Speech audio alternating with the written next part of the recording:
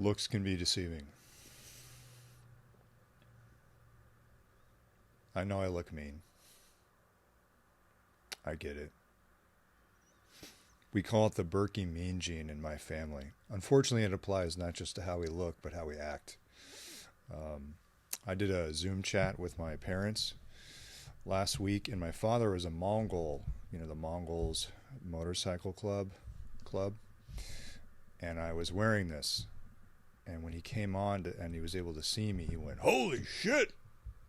Jesus, son, you look like a convict."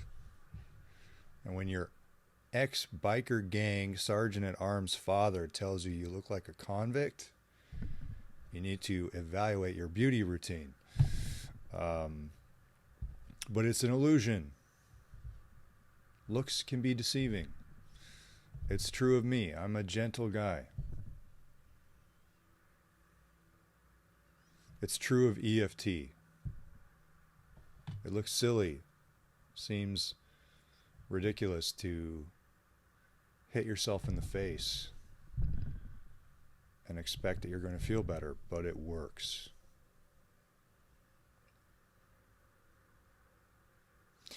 And I know it works. Personally, I've got skin in the game.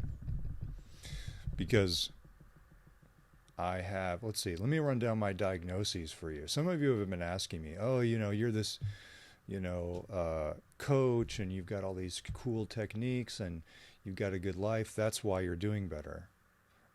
Why should we listen to what you have to say? I'm not like you. Well, let me just run down my diagnoses for you. When I was a teenager, I was diagnosed with major depressive disorder, suicidal ideation, and a messianic complex. At 19, I started to have chronic back pain, so crippling it drove me to a second suicide attempt as an adult. I suffered from migraines for more than a decade. I suffered from chronic fatigue syndrome, anxiety, depression. So I'm not, I might look together because I help people. But many of us come to healing because we are ourselves wounded. So this is not academic for me. These practices, the things that I advise my clients to do, the things that I invite you to do, meditation, daily exercise, sunlight, being productive, EFT, and other self-healing protocols, they saved my life. I'm here because this stuff works.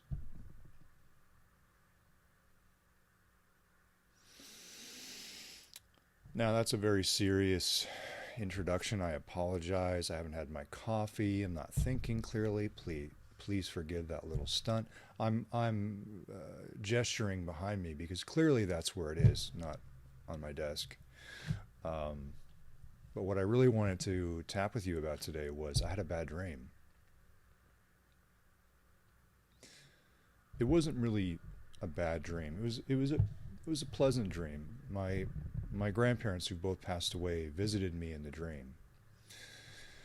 And it was lovely. It happens a few times a year. But then I wake up and I feel sad. I feel the grief all over again because waking up and remembering that it was just a dream makes me feel, in a little way, a tiny grief. Like I'm losing them all over again. And I know that I never even lost them in the first place. My higher mind knows that's not possible to lose someone. But my deep feeling mind, my lower mind, it doesn't know the difference. That's where my emotions come from. That's where my feelings lie.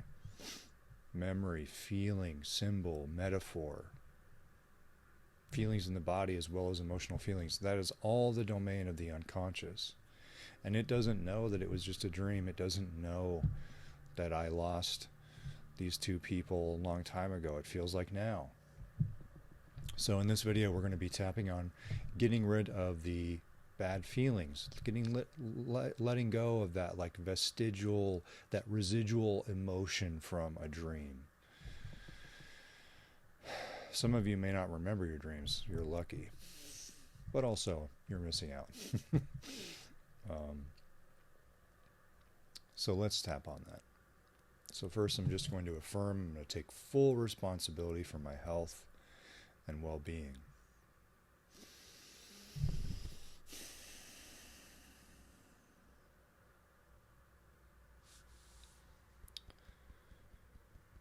Even though I feel sad, I deeply and completely accept myself. Even though I feel grief, I choose to love and honor myself. I miss them. That dream made me feel a little bit alone, a little bit lonely, a little bit of despair.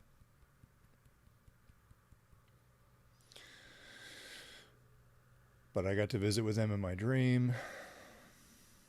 It was a strange dream, but I know my mind is just working some stuff out.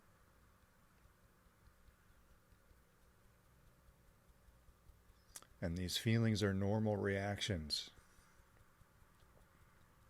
I hold compassion for myself. I know it was just a dream,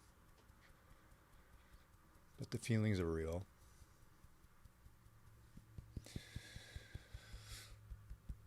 And it was sweet. And it helps me appreciate the people that I love in my life, even those that are gone. But the feelings are no longer useful. I don't want to hold on to this feeling all day. I got stuff to do. I got more stunts to pull. So I'm going to choose to let go of these feelings. I'm going to choose to keep the gratitude, and I'm going to choose to keep the love. And I'm going to choose to let go of the grief. I'm going to choose to let go of the sadness, let go of the feeling of loss, and embrace appreciation and love. So I choose to feel peaceful. I choose to feel calm, focused, happy, energized, and grateful. Deep breath in. Sink into your own arms. 2 more times.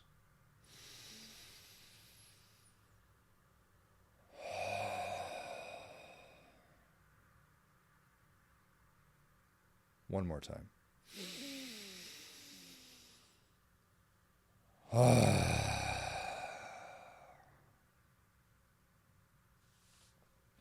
Check in with that old feeling.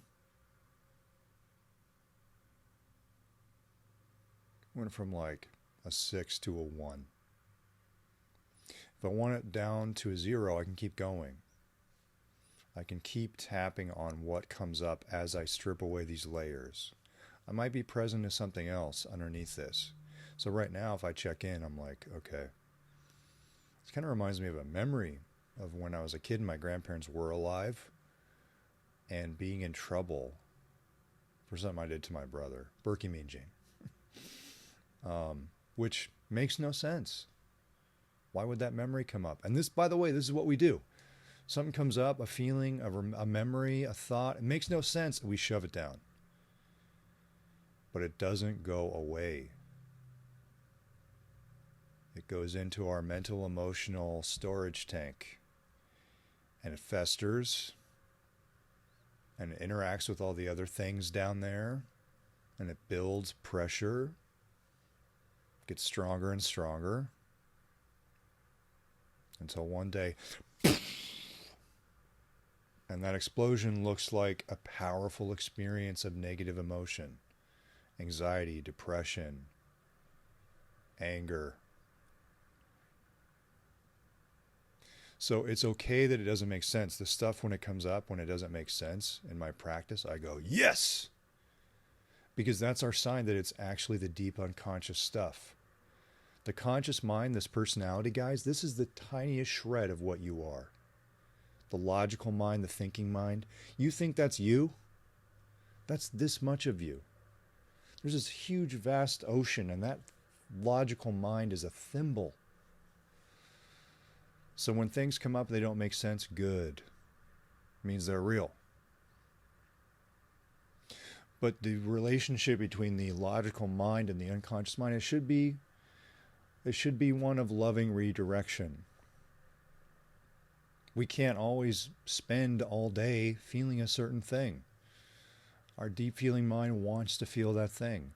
But using this technique, if we hold a loving, accepting space for ourselves, we can deal with it. It doesn't go away. We're not repressing it. We're holding it up to the light of self-acceptance. And that's what allows it to discharge. So I won't rant about this forever, but if I wanted to get this from a 1 to a 0, I could then tap on what's coming up underneath. Now, what came up underneath was this memory, but even just thinking about it and talking about it, now it's down to like a half. So sometimes you don't even have to do the whole tapping. You can just do this part. Okay, let's do that. Even though this weird memory came up to me, I deeply and completely accept myself. Even though I feel like I'm in trouble and I feel guilty, I choose to love and honor myself. I appreciate the memory. I appreciate remembering something about myself and my family. And also I know that it's not now. It is a memory. My favorite thing about the past is it's over. So I'm going to choose to let this memory go. I'm going to choose to let the feelings go. I'm going to choose to release them totally from my body and mind and heart. Now I'm going to choose to feel good, to feel clear, to feel grateful, to feel focused, maybe even energetic and happy, because I'm about to do my online yoga class. I need some of that.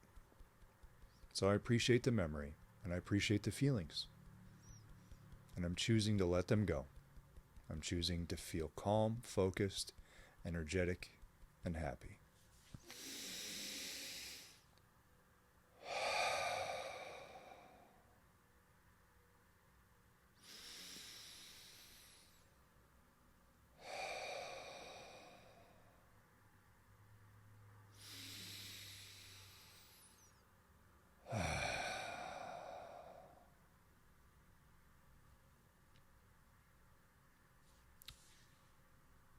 It's not there.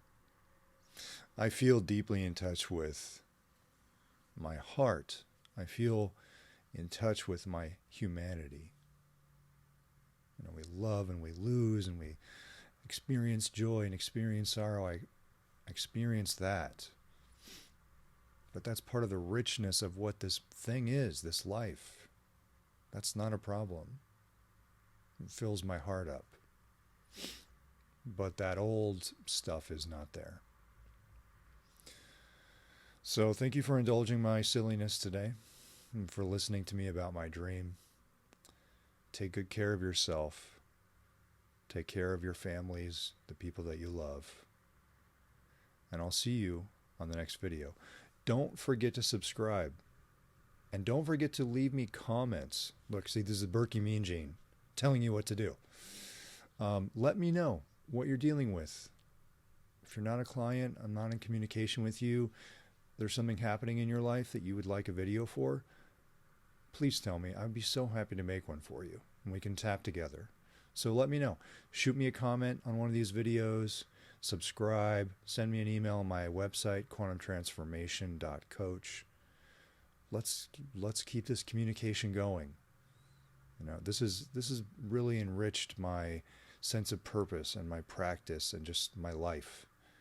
So even if I don't know you, I'm so grateful to be talking to you. And please reach out. Let's make it a two-way conversation. I'm happy to help. So take good care of yourself. Get in touch with me, and I'll see you on the next video.